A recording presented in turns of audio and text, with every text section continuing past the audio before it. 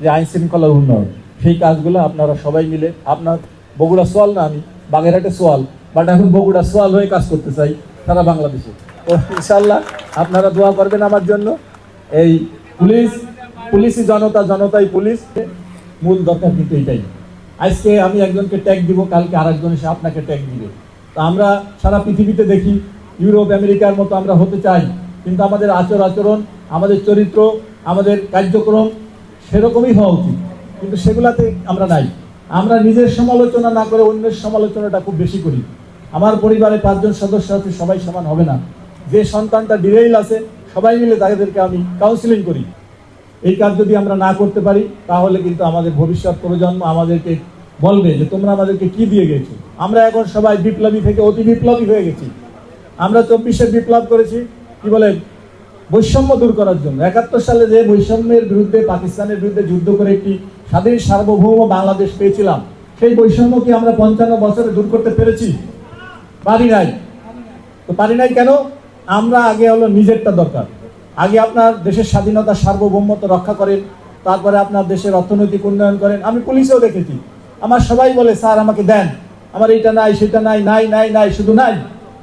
তো সুতরাং যা আছে আমি সেটা নিয়ে সন্তুষ্ট থাকি।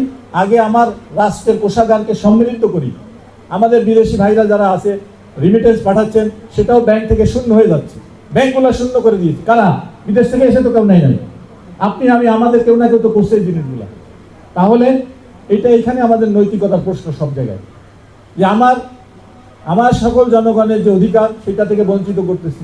এই যে আমাদের পুলিশের আপনাদের ট্যাক্স, আপনাদের ঘামের টাকায় বেতন হচ্ছে, রেশন হচ্ছে, অস্ত্র কিনে দিচ্ছি, সেটাকে ব্যবহার করছি আমি আমার ব্যক্তিগত। বসুন্ধরা ডায়াপেন্ট এখন আরো উন্নত। এই হট এয়ার থ্রো টপশিট দ্রুত শোষণ করে সোনামণিকে দেয় কোমল অনুভূতি। ব্যক্তিগত অর্জনের জন্য এটা তো কোনোভাবে কাম্য নয়। আমি আগে বলতেছি যে আমার পুলিশ, আমরা নিজেরা ঠিক হই।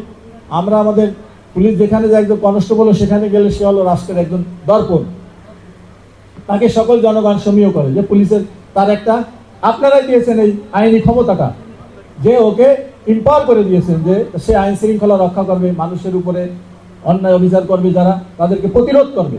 কিন্তু এখন যদি সেই পুলিশ, আমরা যদি আমাদের এসপি সাহেব একটা পক্ষ হয়, বা আমার ওসি সাহেব যদি এমপি সাহেব এখন তদবির করে অনেকে যে আমার কথা মতো ওসিকে দিতে হবে, তাহলে তো উনি ওনার কথা একটা ওই ওসি সাহেব শুনবে আর 5টা করবে তার নিজের স্বার্থে। সুতরাং আমরা ওনাদেরকেও বলবো, আমরা সিলেক্ট করে দেই যে কোন লোকটা গেলে আপনার এলাকায় শান্তি শৃঙ্খলা থাকবে। আপনি তাকে দলীয় কাজে ব্যবহার করেন না। আপনারা শুনেছেন অলরেডি প্রধানমন্ত্রী আমাদের পুলিশ উইকে সকল এসপি সাহেবদের বলেছেন, আপনার একটা মত থাকতে পারে, আপনার একটা দল থাকতে পারে, সেই মত এবং দল অনলি ভোটের বাক্সে, নট আপনার পোস্টিং প্লেসে। সুতরাং এটা ক্লিয়ার। আপনাদের নিয়ে আমাদের কোনো দ্বিধাদ্বন্দ্ব নাই। দল থাকবে, মত পার্থক্য থাকবে, আপনি একটা লোককে পছন্দ করতেই পারেন, কিন্তু সেটা আপনার কাজের ক্ষেত্রে নয়। আপনার কাজটা হবে জনগণের জন্য, দেশের শান্তির জন্য, নিরবচ্ছিন্ন উন্নয়নের জন্য। সেই কাজটা যদি আমরা সবাই মিলে করতে পারি, তাহলে তো আমরা 5 বছর পরে একটা পরিবর্তন আসে ভোটের মাধ্যমে। আমি ক্ষমতায় আছি, এখন এইটাকে আমাকে ধরে রাখতে হবে কি কারণে, এখানে কি আছে, কোন মধু আছে, এগুলো তো দরকার নাই। 5 বছর পর পৃথিবীর অন্য সভ্য দেশের মতো একটা সুন্দর পরিবেশ আসুক, আমরা সবাই মিলে ভালো থাকি। আমাদের দরকার কি? শিক্ষা, স্বাস্থ্য, বাসস্থান, মৌলিক অধিকারগুলো নিশ্চিত করা। সেগুলা যদি আমরা আইন শৃঙ্খলা ঠিক করতে না পারি, আমাদের রাষ্ট্রীয় কোষাগারের অবস্থা আপনারা অনেকেই জানেন। ওই সময় বলা হয়েছে সব ঠিক আছে, ব্যাংকে কোনো টাকার সমস্যা নাই, টাকা রাখার জায়গা নাই, কিন্তু সেই টাকাগুলা কোথায় গেল, কিভাবে গেল আপনারা টের পেয়েছেন? পান নাই।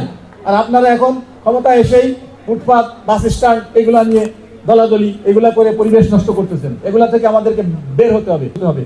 পুলিশকে অপবাদ দিয়েই যাবেন, এটা তো মেনে নেওয়া যাবে না। আমি বলেছি তোমরাও যে জিনিসগুলো সত্য, তোমরাও মিডিয়াতে প্রচার করো। তোমার বিরুদ্ধে অপপ্রচার হবে, সেটাকে তুমি যে কাউন্টার করো। জনগণকে তো বুঝতে হবে যে আসলে পুলিশ কি কাজ করছে, পুলিশের কত দূর পর্যন্ত যাওয়ার অধিকার আছে। সব দোষ পুলিশের। রাস্তায়, বিশ্ববিদ্যালয়ে আপনি আপনার ছাত্রদেরকে কন্ট্রোল করতে পারবেন না, হলে তারা অস্ত্রবাজি করবে, নিজেরা মারামারি করবে, রাস্তা ঘেরাও করবে, সব দোষ পুলিশ। কেন? আপনার দায়িত্বটা কি তাহলে? আপনি এসি রুমের ভিতরে বসে শুধু কি ওই সরকারের বেতন ভাতা নিবেন আর ওই ছাত্রদেরকে উস্কানি দিবেন? নো। এখন যার যার দায়িত্ব যেখানে আছে সেটা পালন করে আমাদের সহযোগিতা সার্বিকভাবে থাকবে। আমার বাংলাদেশে 2 লক্ষ 20,000 পুলিশ আছে, আর লোক আছে 18 কোটির উপরে। তাহলে আমরা আমাদের ক্যাপাসিটি কতটুকু, এই ক্যাপাসিটি, ক্যাপাবিলিটি, দক্ষতা এগুলো বাড়ানোর জন্য আমরা চেষ্টা করছি। আপনারা দেখেছেন দীর্ঘ 17 বছরে পুলিশকে মেরে গাছের সাথে ঝুলায় রাখা হয়েছে, লাশের উপর মানে জুতা দিয়ে পাড়ানো হয়েছে, লাশ পুড়িয়ে দেওয়া হয়েছে। কেন? এখান থেকেও তো আমাদের শিক্ষা নেওয়া উচিত। পুলিশকে বলবো যে আমাদের উপরে মানুষের ক্ষোভ এত বেশি, আমরা এত অন্যায় অবিচার করছি যে মানুষ আমাদের উপরে তার রাগের বহিঃপ্রকাশ ওই 44 জন সদস্যকে নৃশংসভাবে খুন করে তারপরে আমাদেরকে তারা করেছে, মানুষ জনগণ থেকে বিচ্ছিন্ন করা হয়েছে না। আমরা চাই এই 2,20,000 পুলিশ একটা পরিবার। আমরা কোনো আওয়ামী লীগ, বিএনপি, জাতীয় পার্টি আমার দেখার দরকার নাই। দেশের জনগণ, সাধারণ জনগণ, শান্তিপ্রিয় জনগণকে নিরাপত্তা দেওয়া, আইনি সুরক্ষা দেওয়া আমার মূল দায়িত্ব। আমরা সবাই মিলে ঐক্যবদ্ধভাবে আমরা সেই কাজটি করি। এবং আমি বলবো, পলিটিক্যাল লোকজন এখানে আছেন, এমপি সাহেবরা আছেন, হয়তো আমাদের কথায় ভুল ভ্রান্তি হতে পারে, এটাকেও ট্যাগ লাগানোর চেষ্টা করি যে আইজি সাহেব এই কথা বলছে, আসল যেটা সেটা না বলে অপপ্রচার। একটা গণতান্ত্রিক রাষ্ট্র প্রতিষ্ঠা করার জন্য জনগণের শৃঙ্খলা একান্ত দরকার, ল অ্যাবাইডিং সিটিজেন দরকার। সেই জিনিসগুলো যদি না থাকে তাহলে একটা রাজ্য, একটা দেশ অকার্যকর হয়ে যায়। সুতরাং আমি বলবো, আমরা হয়তো পুলিশ আজকে আসি, কালকে থাকবো না, রিটায়ারমেন্টে চলে যাবো। নতুন প্রজন্মের যারা আছে, নতুন প্রজন্মের আমাদের সন্তানেরা, তরুণ সমাজ অতি বিপ্লবী হয়ে গেছে, বিপ্লব করে ফ্যাসিস্টকে পরিবর্তন করেছে। এরা তো দেশের সব ছিঁড়ে ঘুরে তাদেরকে খেতে হবে। কেন? আপনাকে দেশের জন্য করেছেন, এখন আপনি আপনার কাজ, লেখাপড়ায় চলে যান, আপনি আপনার যেখানে যে কাজটা আছে সঠিকভাবে করেন, নিজেকে ক্যাপাবল করেন, যোগ্য করেন, দক্ষ করেন। আপনি পৃথিবীর ভিতরে এখন ইন্টারন্যাশনাল সিটিজেন, আপনাকে দেশের নেতৃত্ব পাশাপাশি বিশ্বে আপনি নিজেকে প্রতিষ্ঠা করেন। এই আশাবাদ আমি আমাদের তরুণ সমাজের কাছে আশা করি। এগুলো আমি বললে শুনবে না।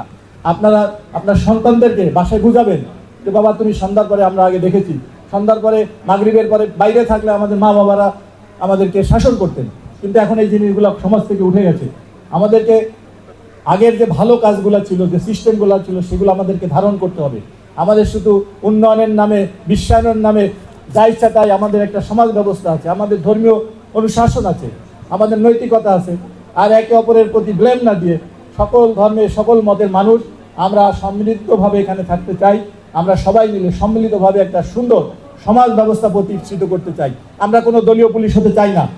হয়তো আমার একটা মতভেদ থাকতে পারে, মতভেদ একটা দলের প্রতি অনুগ্রহ বা আমার ইনক্লাইনেশন থাকতে পারে, সেটা প্রধানমন্ত্রী বলে দিয়েছেন দেখে যে সেটা আপনার ওই ভোটের দিন শুধুমাত্র ভোটের বাক্সে। এটা আপনারা মনে রাখবেন। আপনারা সবাই মিলে কাউকে ব্লেম না দিয়ে একটি সুন্দর শান্তিপূর্ণ সমাজ ব্যবস্থা প্রতিষ্ঠার জন্য কাজ করি, আর আইনের শাসন বাস্তবায়ন এবং ন্যায় বিচার প্রতিষ্ঠার জন্য কাজ করি।